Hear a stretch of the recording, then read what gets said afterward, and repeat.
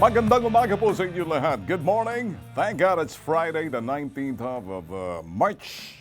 Kami ho'y bumabati ho sa inyo na magandang umaga. Depende na ho kung saan ho kayong bansa. Kung sa Pilipinas man, sa ibang dagat, sa US, sa Canada, or depende ho sa UK. And basta't abot ho ng aming broadcast, mamagitan ho ng aming YouTube TV Bitag Official. Kami ho ay isang programa sa telebisyon na napapanood eksklusibo lamang sa PTV4 and ganun din ho, sabay na napapakinggan sa Radyo Pilipinas 738 sa inyong palapitan. Yan ho'y kilohertz 738 Radyo Pilipinas. And sa aming YouTube TV, inuulit ho namin Bitag Official. Yan ho'y, you can subscribe to get notified sa lahat ho ng mga palabas ho namin, mga uploads ho namin. Ganon din ho sa aming bitagmedia.com, sa aming yan ho'y website na meron din mga palabas at medyo ito ho'y mga classic and viewers demand na ipapakita ho namin na medyo iba ho doon sa YouTube TV channel ho namin. And also sa aming Bitag Live kung saan ito live streaming ho tayo napapanood. Ngayon, umpisahan ho natin mga boss. Pangasinan, top most wanted, nagpabitag boss eh. Alam niyo ho ba, ito ho yung kasong mistaken identity. Kaya hahanda ho natin sa inyo, wanted ho siya. At siya ho'y inalagay ho sa website ng Philippine National Police Pangasinan sa kasong pangahalay daw ho. Sa 12 years daw ho siya na parang lumalabas, sabi niya, Sir Ben, hindi po ako yun. Hinuli po ako, 2 buwan ikinulong, inilagay sa website nila na ako yung nanghalay, 3 counts. Ito nga, boss, kaya lumapit ho sa atin. Alamin ho buong kwento, kaya ito hong ibang serbisyo publiko. Kapag lumapit ho sa amin, nag-iimbestiga ho kami. Hindi ho kami karak-karaka na lang ang papalabas agad ng mga kung ano-ano na hindi ho kami nag-iimbestiga. Ang isang reklamo, talagang inaanggulo ho namin ng tama, tumpak ho sa mga impormasyon, kahit sino, pinag-aaralan, hindi ho kami yung basta-basta na lang nagsasalita. Kung kayo ho'y mailagay sa amang pambansang sumbungan, sinusuri ho muna namin lahat ho ng mga isinusumbong sa amin. Bawal ho sa amin ng kuryente. Safe zone ho tayo. Lahat ho ng mga nakakaabot ho sa amin, hindi ho kayo pwedeng maloko, hindi ho kami nabibitag, hindi kami nahuhulog sa lambat or kuryente. Kaya ang sino man ho nagre-reklamo sa inyo, kapag kayo'y nalagay sa pambansang sumbungan o sa Bitag Live, wala akong kiber, kedewende, malit na tao, malaking tao, abay, meron naman hong, kumbaga, korte para idemanda ho kami. Kung sakaling kami ho'y mali-mali sa aming ginagawa, kay panghahamon ho bang ginagawa? Hindi ho, ang sinasabi lang ho namin, meron hong ganong na kung saan may korte, may hukuman. Kung sakaling akala ninyo tinabla kayo, hindi kayo binigyan ng pagkakataon, you can seek relief by using the court.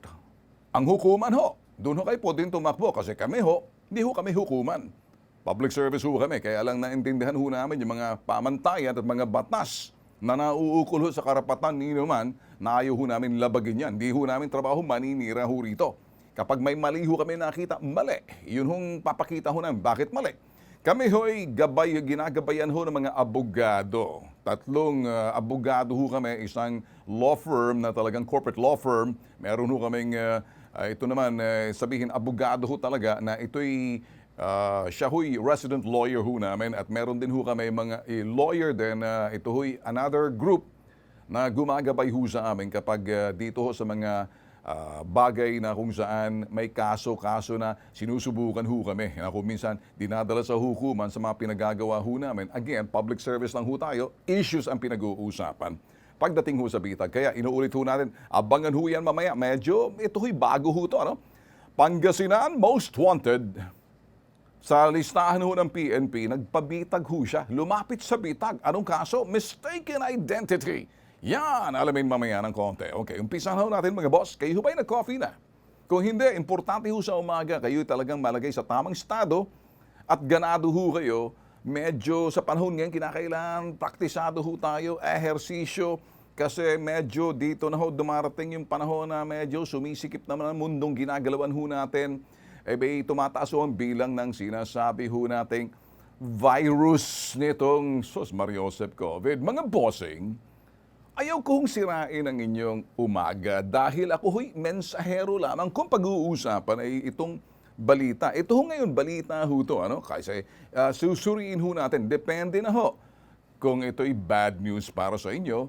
Ako ho'y hihingi ho ng dispensa kasi importante makaabot sa inyo kasi kuminsan nakakasira ng umaga sa panahon ngayon. Dami ho naglalabasan mga balita at nakakaalarma.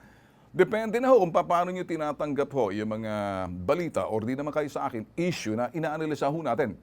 Well, pag-uusapan natin, pinag-uusapan lang ho natin dito, yung mga issue. Tatapyasan namin, kumbaga ito'y medyo yung mga bagay na negatibo at much as possible, gagawin ho namin, ibabalanse ho natin para hindi masirang umaga nyo. Mga boss, okay ho ba? So ngayon, matatapyasan na naman ngayon mga boss ang kumpiyansa. Napakahalaga nito, kumpiyansa, tiwala ng mga negosyante at mga mamimilit, publiko't mamimili. Alam niyo ba kung bakit? Pansamantala raw papasara ho ng Department of Trade and Industry. Sa loob ng 2 linggo ang mga sumusunod, ito ho'y cinema, museum, at cultural centers, mga Department of Tourism accredited establishment, driving school, at mga restaurant, at babalik ho doon sa sinasabing 50% kapasidad muna. Alam niyo ba kung anong epekto nito? Kung kayo ho'y mga malilit na negosyante, kung kayo ho'y micro or small entrepreneur, syempre, maapektuhan ho kayo kapag sinasabing matatapesan ng 50%, ganito lamang kasi obserbahan ho natin social distancing. Ito hong magiging epekto kasi mag-iingat ho talaga tayo at hindi ho kami magkukulang sa pagbibigay ho ng babala. At gusto ho namin magamit ho yung aming programa sa tamang paraan at nakakatulong, hindi nakakapangbigay ng kaguluhan. Marami ho kasi mga balitang naglalabasan na kuminsan ang balita ho natin, kuminsan parang nilalason ang ating mga isipan. Depende na lang ho kung paano sinasalang yung balita. Ngayon naman tayo, taga-pakinig ng balita, taga-paganood ng balita, taga-basa ng balita. Depende naman ho kung paano natin tinatanggap ang balita na kuminsan nakakasira ho ng estado ng ating pag-iisip, nakakasira ng umaga, lalo-lalo na kapag puro bad news. Alam niyo ho ngayon, matindi na nga ho yung COVID, matindi pa rin ho yung sinasabing pamumulitika ng iba, puro kasi mga may diarrhea sa bibig. Sos Ginoo. Meron hong grupong One Sambayan. Nananawagan ho yung One Sambayan, tapat ng pamumuno raw sinasabi. Yan nakikita nyo. Isang bagong broad coalition na binubuo na retired Supreme Court Justice. Ito si Antonio Carpio at si dating Ombudsman Conchita Carpio Morales at mga di kilalang personalidad. Hindi namin sila kilala. So wag na natin bigyan masyado ng importansya yung mga tsuwari-wari, mga angkas sa kaysawsaw, kung sino man yan. Ang sino man daw, mga kaalyado, sabi ho nitong sambayan is One Sambayan, ang sino man daw kaalyado or nahahanay dito ho or affiliated o di naman identified sa kasalukuyang administrasyon, wag daw po tangkilikin at ibasura sa 2022 election. Mamma mia!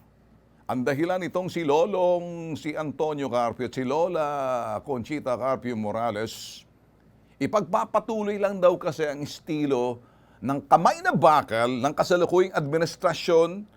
Sino ba nakaupo ang presidente? Di pa si Rodrigo Duterte.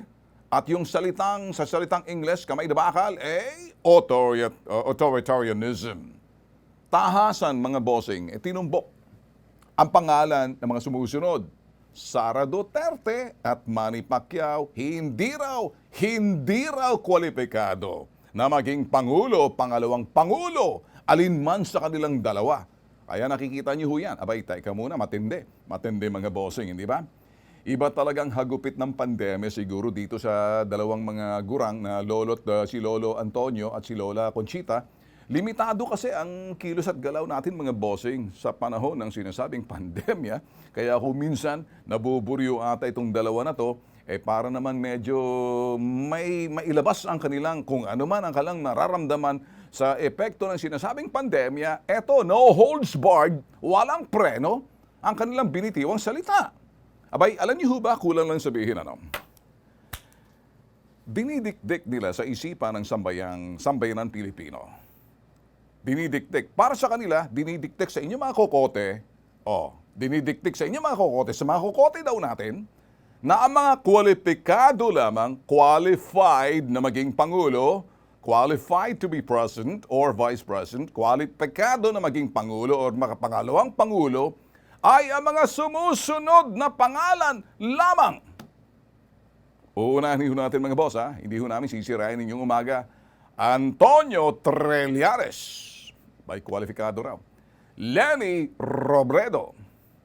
Grace Poe. Ayan ho. And then Nancy Binay. And give me a break, Isko Moreno. Ito raw ho yung mga sinasabing maaring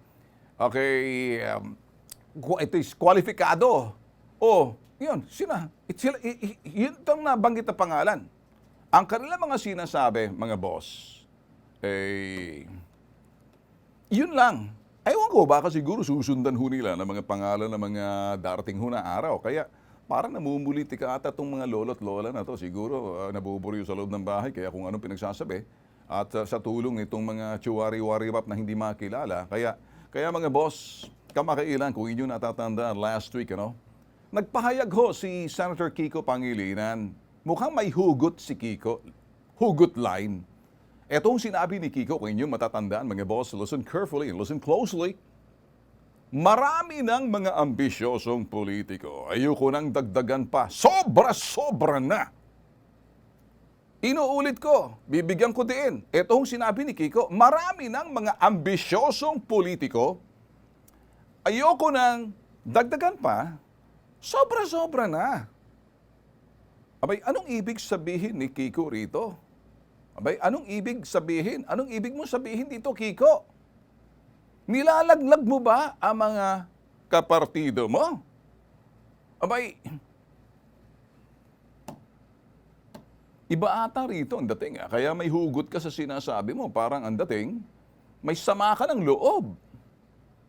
Iba ang dulot nitong ewan natin, ditong ginawa ng sambayan, one sambayan, kasi parang hindi man lang nabanggit ang pangalan nitong si Kiko Pangilinan.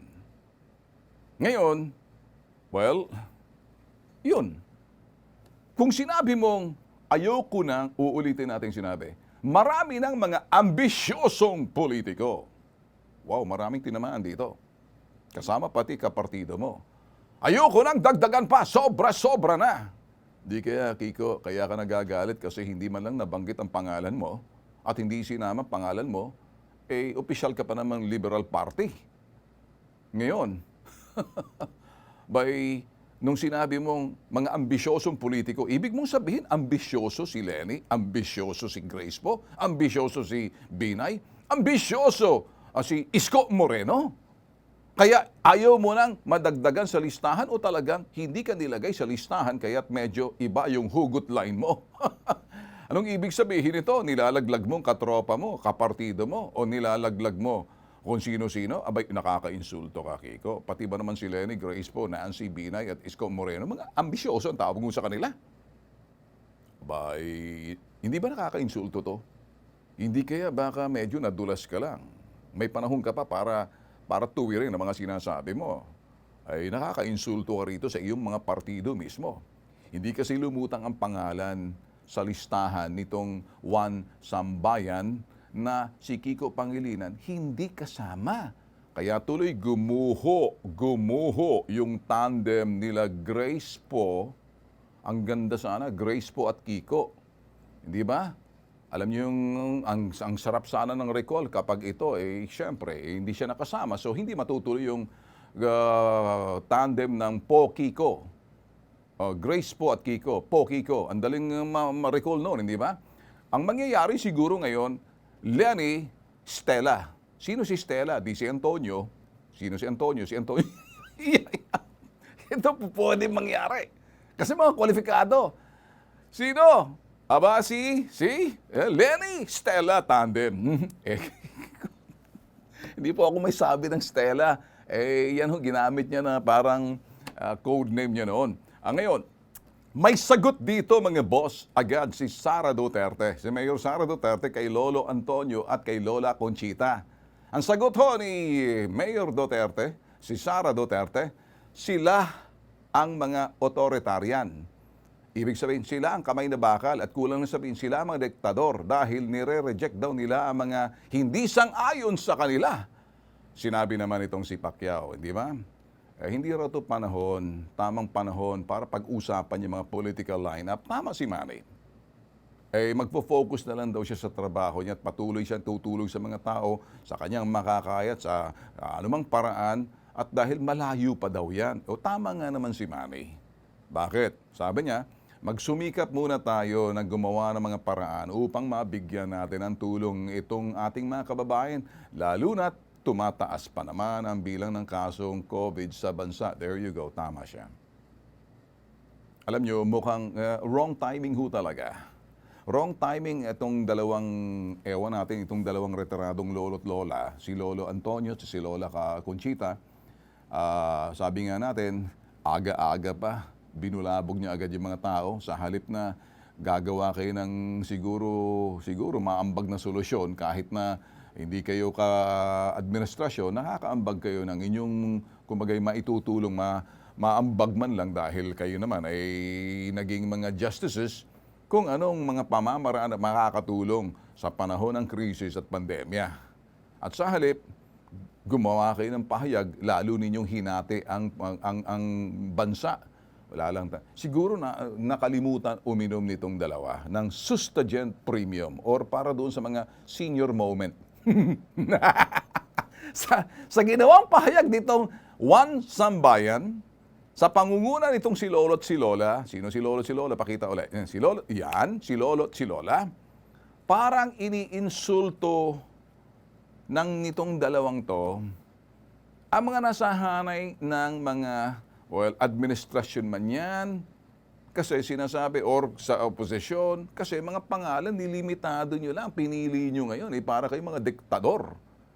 Dinidikta ninyo, dinidikdik nyo sa uisipan ng taong bayan na ito bukod tangi lamang ang dapat piliin nyo sa listahan. Kaya napakaswerte na itong si Asong Ulol. Kilala nyo naman siguro, parang iniinsulto ninyo, hindi lang, pati mga kapartido ninyo na hindi ninyo isinama. Anong mangyayari nga kay Kiko Pangilinan? Kaya pala last week, umatunga lang si Kiko Pangilinan. Anong mangyayari kay Franklin Drilon? Liberal yan. Sino pa mga liberal dyan na medyo tumatahimik? Siguro parang sasabihin, naiiling na lang. Siguro bilang respeto, sabi, tatanda rin ako. Ngayon, marami ho mga qualified din naman, pero hindi nila nilagay sa listahan. Kaya lang, ang gusto nila, yun lang sa listahan nila ang dapat sundin ng tao at idinidiktik at sinusubo, yun lang. Marami naman, Pampilo Lacson, qualified naman yan. Again, naging kabahagi rin niya ng panahon ho ni Pinoy na siya ho'y naging housing czar ng Yolanda, kung inyong matatandaan. Yung nga lang, umalis ho siya doon. Ngayon, hindi nila sinama rin. Kung titingnan ho natin, parang dinidikta na ho nila sa taong bayan. Di ba nakakahiya kayong dalawa? Kayong dalawang mga matatanda. Ewan natin kung katutuwa ng mga apo ninyo, mga pinagsasabi ninyo, namumuliti kayo sa gitna ng pandemya. Shame on you. I mean, wala ba kayong magawa? Si Mario Josep naman, marami pa namang bagay. Siguro, in fairness, siguro baka bulusok lang ng hindi ninyo naisip kung anong sinasabi ninyo. Para sa akin, para sa akin, ito, take me bitag to. I'm sorry, but I have to say this unfiltered. Katarantaduhan yung pangalan na Antonio Trillanes, maging kwalipikado, maging presidente. Ito nga ng look me in the eyes, say to my face. Ito ako naniniwala, ito maging Pangulo. Sus, Mario Josep, naku, kuy daw tayo rito. Baka mamaya, hamunin ko na ng suntukan. Hamunin ko na lang ng kainan ng pansit na lang Paramihan ng kain ng pansit. Sus, Mario Josep. Ako yun, nasabi ko na mga boss, kung ano yung mga bagay, bakit marinig ninyo, kung kayo meron mga sasabihin at kung kayo may maambag, kung kayo may mga nakikitang bagay na hindi namin nakikita, say it because we will try to read your comments sa aming social media or sa YouTube channel namin sa Engagement. Engage with us. Tell us exactly what do you think. Kung anong nakikita ninyo, maaga, namumuliti ka ng iba. Ay, Mariosep naman to. Ay, nako. Ako nga mismo nalilimitahan na sa aking mga sasabihin kasi ayaw ko mismo kami sa Bitag Live na makakadagdag ng sinasabing kaguluhan, kung hindi nakakasira ng umaga. Kaya eto, change topic tayo, no? It's coffee time with Bitag Time, Bitag Live in the morning. Your tea, your coffee, your chocolate in the morning in Bitag Live.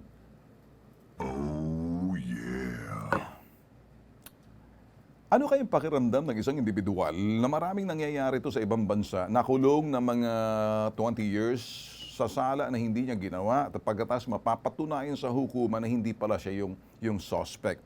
Kaya ang ginagawa, binabayaran ng danyos na ikay-laki-laki sa sentensya at nasira ang kanyang buhay sa loob ng kulungan na hindi naman talaga siya. Kaya yung sinasabing due diligence, mag-iingat sana tayo. Ano? Ito kasi, mahirap po kasi.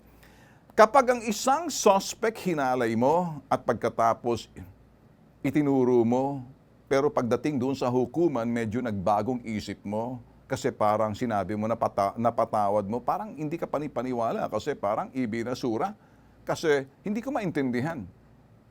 Siguro mas magandang pakinggan natin, ilagay nyo sarili nyo kung nangaring nangyari sa inyo to. Ano kayong pakiramdam ng isang taong napagkamalian na hindi naman ikaw yung sinasabing suspect na hinahanap. Maraming nangyayari ganito rito sa bansa ho natin, sa ibang bansa rin.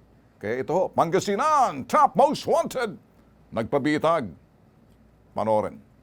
Ito ba'y kasong bara-bara o talagang gusto lang magpasikat ng mga alagad ng batas? Ito hong istorya hong inilapit ho sa atin ang Pangasinan Most Wanted, nagpabitag mga boss. Ako po ay hihingi ng tulong sa hindi makataong pagkuli po sa akin. Ako po ay isang boy sa San Jose del Monte, Bulacan, sir. Kakatapos ko lang po magluto ng biglang dumating ng mga pulis na may dalang warrant. Sinama po nila ako sa Sampol Police Station. Inintay po namin yung complainant po galing Pangasinan. Pagdating ng complainant po sa Sampol, dinala po ako sa Pangasinan. Tinama na po ako sa Pangasinan sa police station po doon, sir. Ako po ay hinasana ng tulong sa inyo, sir. Si alias Romel, 12 taong umano'y nagtago sa kasong panghahalay. Base ho yan sa sinasabi ho ng mga otoridad. Sa bisa ng isang search warrant ay nadakip si Romel ng PNP sa San Jose del Monte, Bulacan at PNP Pangasinan noong December 14, 2020. Positibo raw siyang itinuro ng biktimang nagrereklamo. Kaya naman, ipinost siya sa PNP Pangasinan website bilang Most Wanted sa Pangasinan, nahuli na. Pero pagkatapos ng 2 buwan pagkakakulong ay pinalaya si Romel dahil na-dismiss ang kaso. Ano to? Wow, mali. Ang kopya ng court order na nakuha ng bitag lack of interest o inurong ng biktima ang kaso. Ano kayong dahilan? Mistaken identity. Nakausapin ho natin yung pobreng si alias Romel. Okay, Romel, alam ko hindi madali ang dinanas mo at maraming nangyayari din to sa kapalpakan o bara-bara, kara-kara agad magsaserve ng search warrant na hindi sigurado. At yung taong kanilang inaresto, mali. Wow, mali kung tawagin. Gusto ko linawin sa iyo. Nung ikay hinuli dyan, ipinaliwanag ba sa iyo kung bakit ka hinuli at ano ang dahilan kung bakit ka hinuli? Pagdating po sa bahay po, may dala silang search warrant na hindi ako po yung sako, sir. Hindi ko po ginawa yan, kapo, sir. Pangalan mo ba yung nasa arrest warrant? Hindi po. Ano bang nakasulat sa pangalan ng arrest warrant? Romel Rabago Natividad, sir. Romel Rabago Natividad. Ikaw naman, Romel, ano ang buong pangalan mo, pati yung middle name mo? Romel Rabago Tabigni, sir. Okay, ngayon, nang hinuli ka, sinabi sa'yo, ikaw yung hinahanap nila, na ikaw yung 12 taong nagtatago sa sinasabing 3 counts of rape at dineklarang number 1 most wanted sa Pangasinan. Tama? Opo, sir.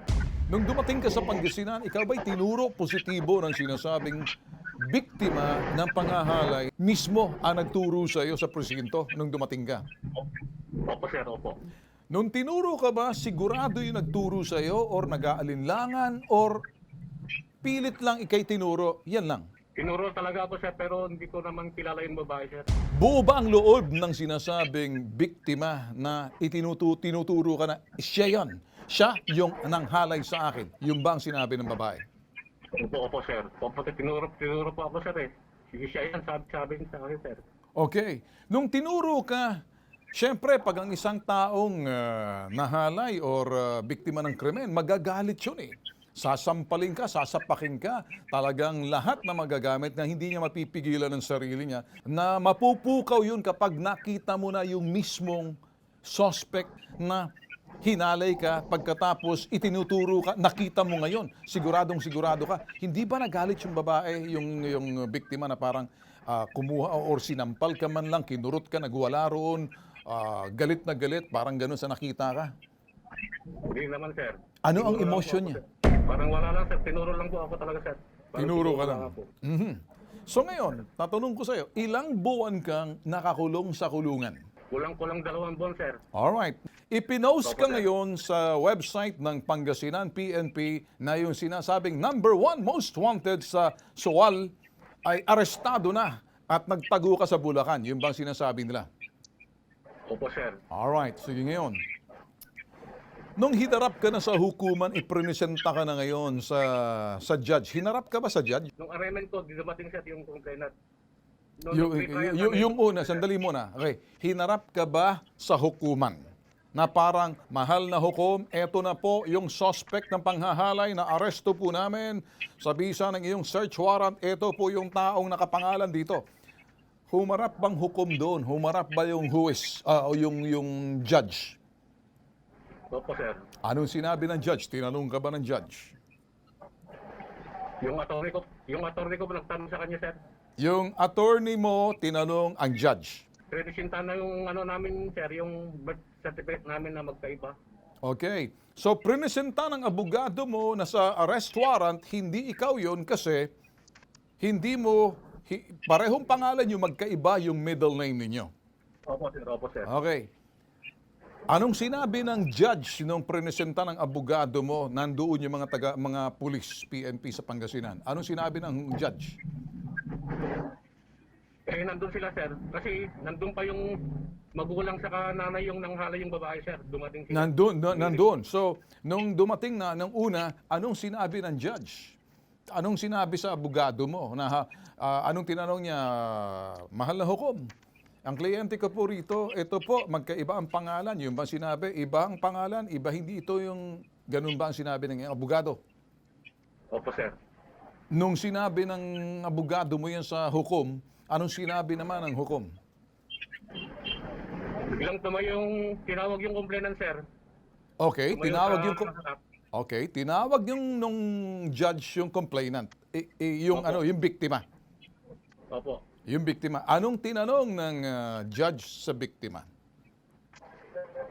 Sabi yung biktima, sir, iurong na lang daw yung kaso. Oh, iurong ang kaso sa anumang dahilan. Ewan ko, sir. Kasi yung sinabi na sa amin, sir, noon. Ano daw ang dahilan? Ba't inurong? Hindi ko alam, sir. Bigla na lang umurong, sir.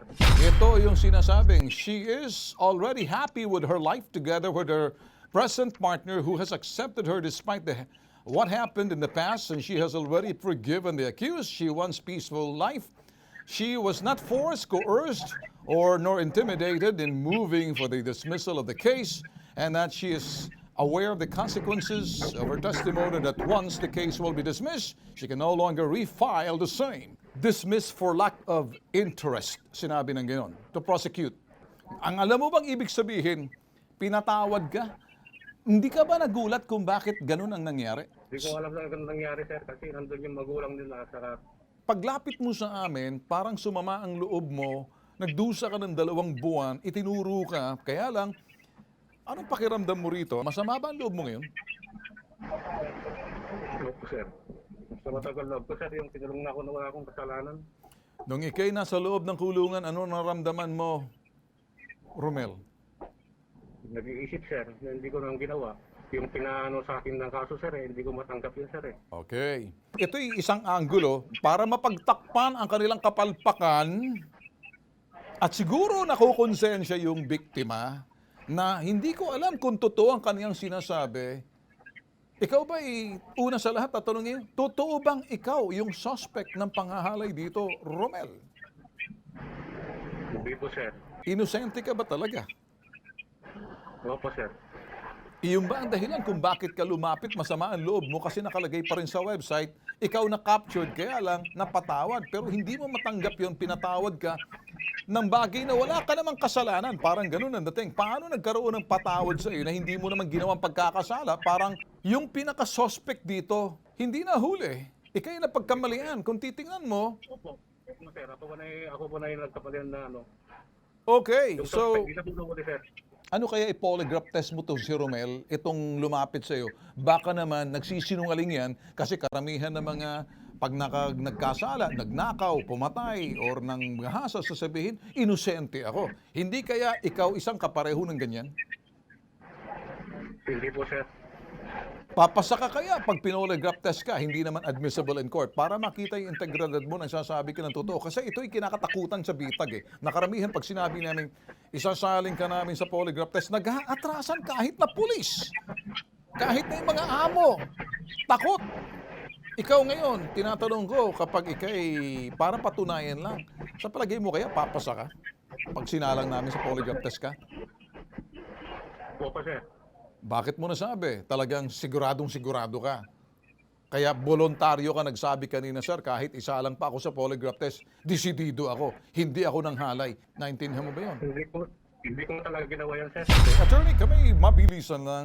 Sa batas natin sa Pilipinas, ganito na lang ba kapag medyo may nadihado, pagkatapos wrongfully arrested or mistaken identity?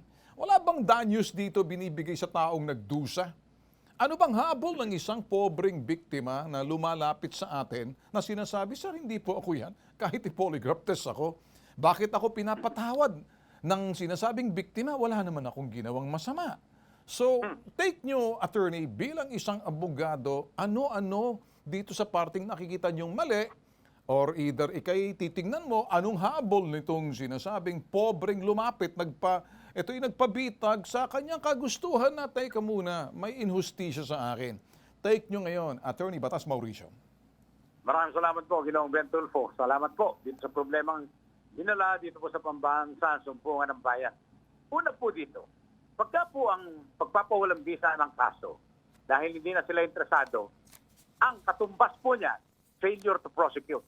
Ibig Okay. sabihin ng failure to prosecute, Mhm. hindi napatunayan ang kanyang pananagutan. Mhm. Dahil hindi nila itinuloy ang pagpapalabas ng katibayan, pagpapalabas ng ebidensya, o di kaya paghahabol sa nasabing akusado. Mhm. Pagka failure to prosecute, Ginoong Ben Tulfo, ng bayan ng Pilipino, dahil nawalan ng interest di umano, yan po ay amounting to an acquittal.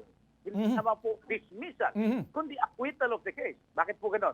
Pilipinas po kasi karapatan ng isang akusado ng anumang kasong krimen ng mabilisang paglilitis ng speedy disposition of his cases.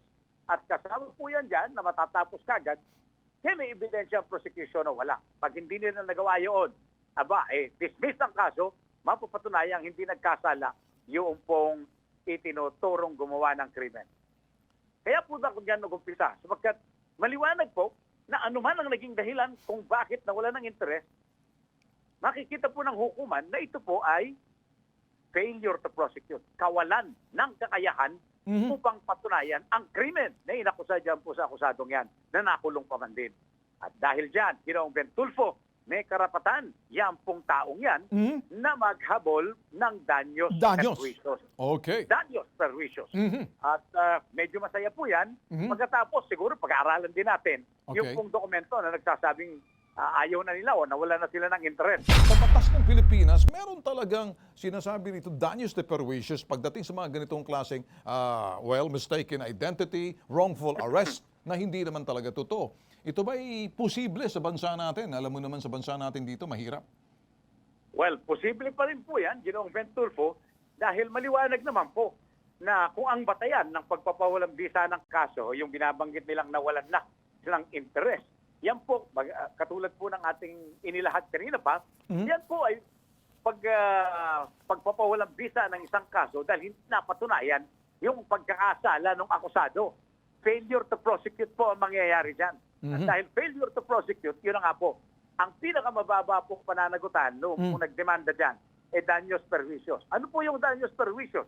Well, yung inaresto, pagkatapos nilagay ang mukha sa website ng pulis, pagkatapos nakulong, pagkatapos nagtagal pa ng konti, inabot pa ng bagong taon at kung ilang taon pa yan o ilang araw pa yan pagkakakulong niyan yan.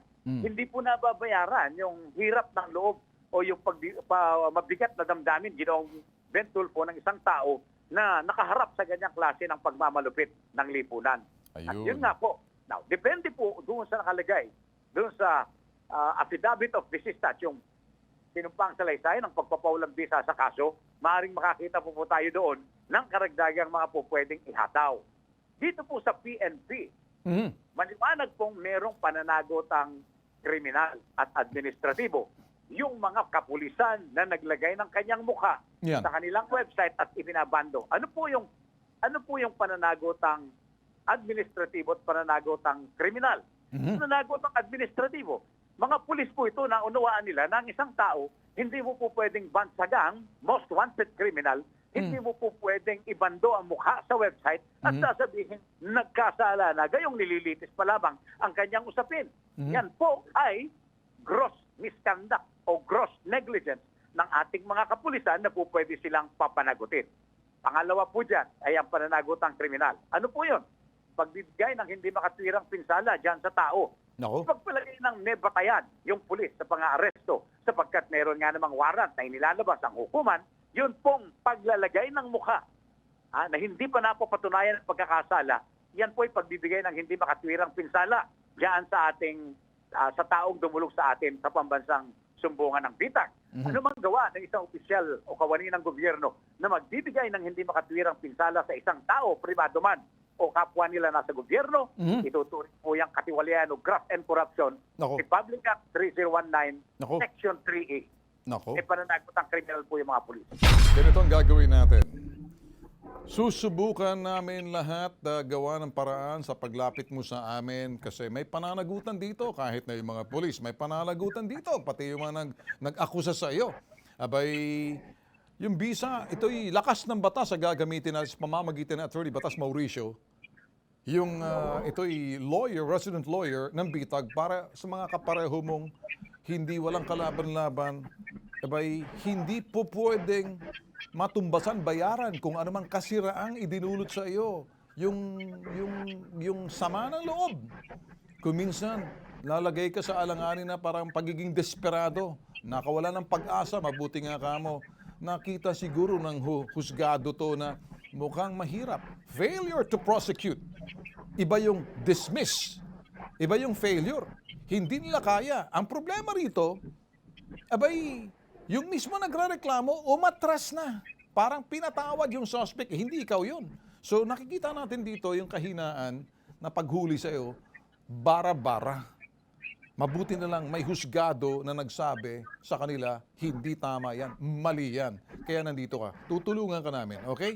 Huwag ka mag-alala. Okay, maraming salamat sa iyo. Okay? At ganito, hindi pa tayo tapos, ipapasa namin itong kasong ito para mapag-aralan ni Attorney Batas Mauricio at mabigyan ka ng sinasabing hustisya. Pagtutulong-tulungan na namin ito rito sa ginawang bara-barang pag-aaresto sa iyo. Okay? Opo, sir. Okay, ingat ka. Sa mga kahalintulad ng kasong ito, kung kayo'y napagbintangan at alam niyong wala talaga kayong kasalanan at wala kayong matakbuhan, pwede ho kayong lumapit dito sa nag-iisang pambansang sumbungan. Bitag. Ito ho yung mga point of the issue na dapat malaman ho ninyo. Pag-usapan ho natin ng malaliman. Hindi lang ho pambansang sumbungan, sumbong-sumbong lang ho kami. Nag-iimbestiga ho kami, tumutulong ho kami doon sa mga injustisyang na nangyayari doon sa individual na parang walang kalaban-laban. Nangyayari ho yan, kaya lang may danyos, may kabayaran sa mga kamalian na ginagawa ng ating mga alagad ng batas. Ang alagad ng batas natin kinakailangan due diligence, talagang gawin lahat ng paraan, siguruhin na yung suspect ay yun talaga yung suspect.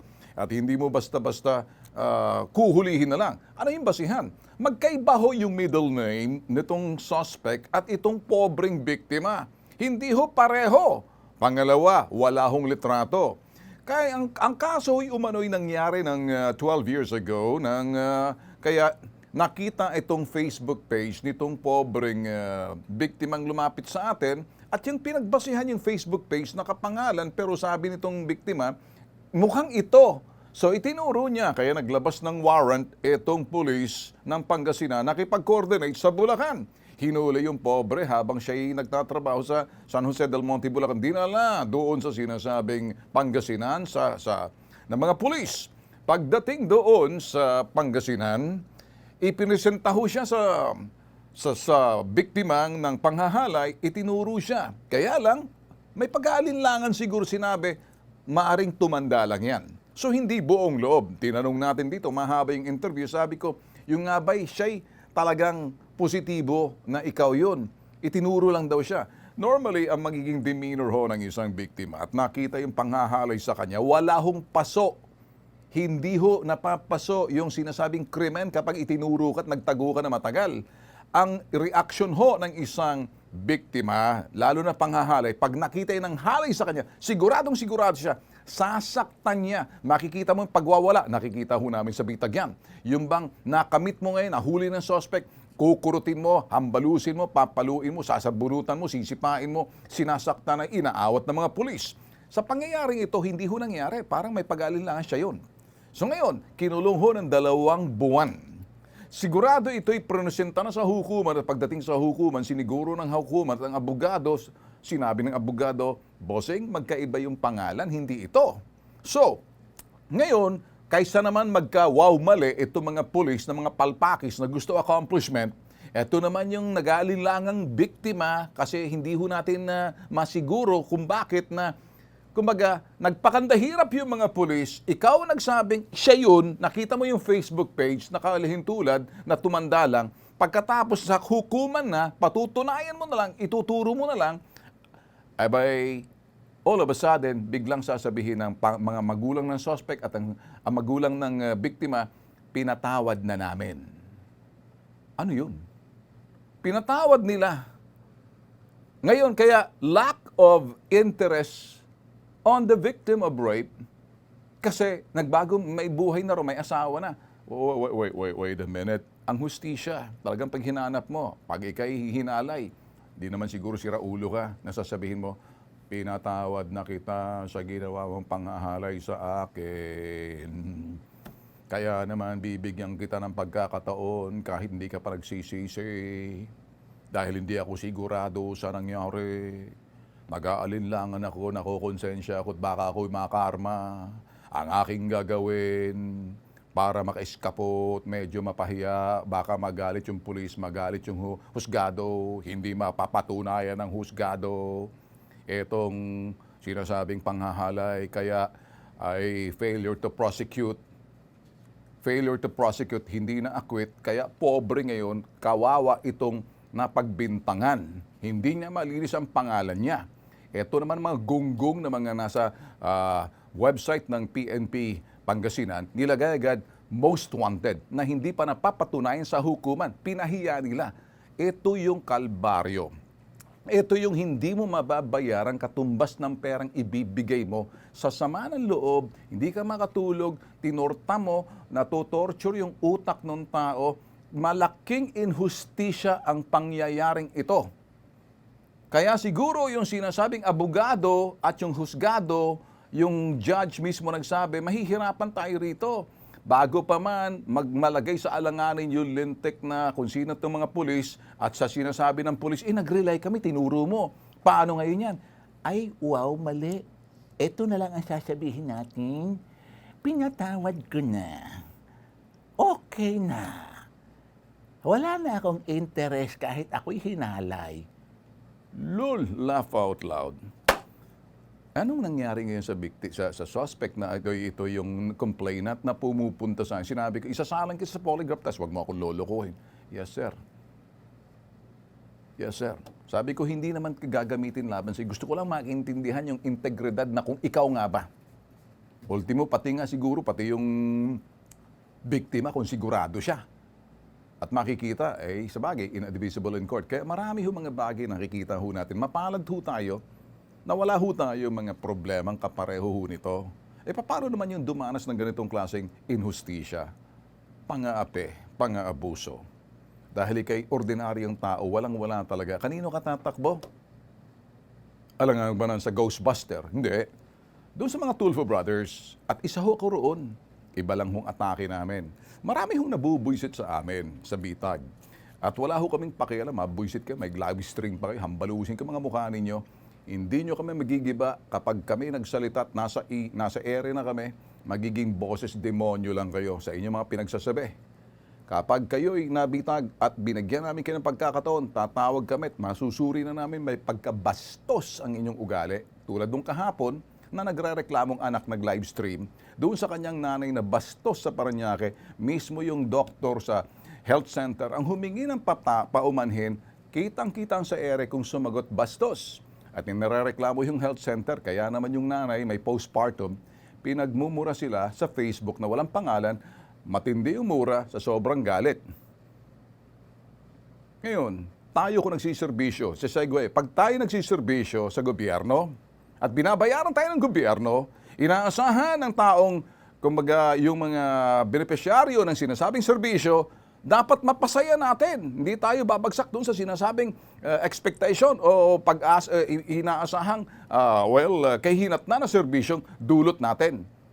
Lalo-lalo na pag taong gobyerno, kaya walang karapatan ng sino man magrereklamo kung kayo'y malilit na tao yan sa gobyerno. Hambalusin namin kayo para idiktik sa inyong mga kokote ang pagsiservisyo sa gobyerno. Eh, di ba? Talagang masusuri kayo kasi pasahod kayo ng taong bayan. Ngayon, walang karapatan ng taong bayan insultuhin ang sino man sa gobyerno, maliban na lamang kung nagsiservisyo kayo ng tama. E paano kung palpak at mayroong pattern na puro palpak paulit-ulit? O ngayon, yan ang kwento roon sa sinasabing Marcelo, ito'y Green Valley Subdivision o ano ba itong lugar na itong sa Parañaque. At mismo yung physician doon, health physician doon sa loob ng health center, humihingi ng patawad at paumanhin dahil hulog sa bitag ang pagiging bastos ang pagsagot sa telepono. Eh yung anak kagabi, nag-live stream pa, kundi ba namang kulang-kulang ka rin? Kaya binabalikan kita, ang Bitag Live si Ben Tulfo hindi nagla-live stream. Naka-live stream kami kapag kami nagbo-broadcast. Kapag kayo naging topic namin, hindi namin kayo sasantuhin. Higante o dawende, maliit o malaki. Pag wala kayo sa tama, wala kayo sa hulog, mahuhulog kayo sa bitag. Kaya ngayon, ganito lang hong aming sinasabi. Hindi namin pinapatulan yung mga malilit na mga tao. Pero yung malit na tao, sige kayo keyaw-keyaw, bibueltahan namin kasi kami napapanood ng ganito para ipaalam sa publiko at sa buong mundo na kami ho'y pwedeng suriin, imbestigahan, pwede ho kaming sampahan ng kaso sa hukuman kung may panlalabis ho yung programang ito. Ganun lang ho kasimple. Gamitin yung hukuman, idemanda kami. Kasi kung wala, shut up, wag na kayo mag-inarte dyan sa inyong Facebook, walang papansin sa inyo. Kawawa naman si kayo. Sinasabi ho namin for all the other shows like Law Enforcement, and investigative, crime and investigation, public service, the most viewed, ito ho yung mga episodes, the classic, the features, and human interest, dyan ho mapapanood sa aming YouTube at TV ho namin, that's a Bitag Official. So, may mga playlist that you pick your own playlist and you will see a lot na meron ho kaming 9,000 produced videos. Ginagamit ho namin yung aming mga segments in the past so that mapanood ho ng kasalukuyang henerasyon from way back in 2004 up to the present. And kami nagpapasalamat ho sa poong may kapal na hanggang kasalukuyan, pagdating ho ng March 28, 19 years na ho ang Bitag. Isinilang ho ang Bitag sa Plantation Bay, 28 March, Monday. It was a Holy Thursday, Holy Week ho yan. And everything started there. After this present, we're still blessed by God. At kasalukuyan, ay binabalik lang ho namin yung aming mga magagawa pagtulong ho sa kapwa. Kung minsan kami ho'y malupit sa estilo ho namin. At meron naman ho kaming nagagawang may soft spot ho ang aming programa na tumutulong sa mga taong o di naman kayo pag tumutulong ho, kung minsan pinakikinggan yung mga suliranin at sa pakikinig lamang, natatapyasan o nababawasan ng bigat ng dala-dala na problema ng mga lumalapit ho sa amin. So marami pa ho kaming ginagawang kasalukuyan and dumadami ho yung estilo ho ng mga sumbong na dumarating. Kaya iba't ibang sumbong, iba't ibang pamamaraan, iba't ibang pag-handle. Pero nandoon pa rin ho talagang typical trademark ho namin, pagbitag. Say it the way you want it. Say it the way you want it. May angas ho talaga. Wala hong inaatrasan kahit sino man. Pag nasa tama. Wala na ho kaming oras. We'll see you tomorrow. Not tomorrow. Later, mamaya hong alas 3 hanggang alas 5. At sa aming YouTube TV sa weekend, marami ho kayong mapapanood. And Monday, we'll see you then. Adios.